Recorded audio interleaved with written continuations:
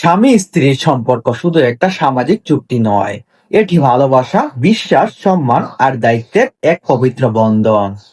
এই বন্ধনের মূল শক্তি লুকিয়ে আছে একে অপরকে বোঝার ক্ষমতা ও সব পরিস্থিতিতে পাশে থাকা।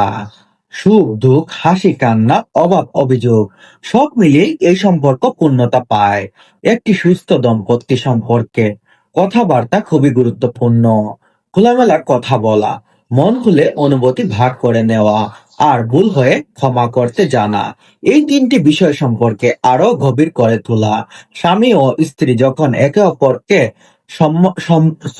অপরের স্বপ্নকে সম্মান করে, একে অপরের দুর্বলতাকে শক্তিতে পরিণত করতে সাহায্য করে, তখনই গড়ে ওঠে সত্যিকারের ভালোবাসার সংসার।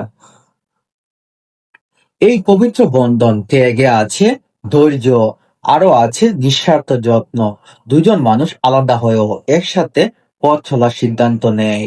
এই সিদ্ধান্তই তাদের জীবনের সব থেকে সুন্দর অধ্যায় হয়ে ওঠে। সময়ের সাথে সাথে ভালোবাসার রূপ বদলেও নিজের ভালোবাসা ও সম্মান দিয়ে আটক থাকে।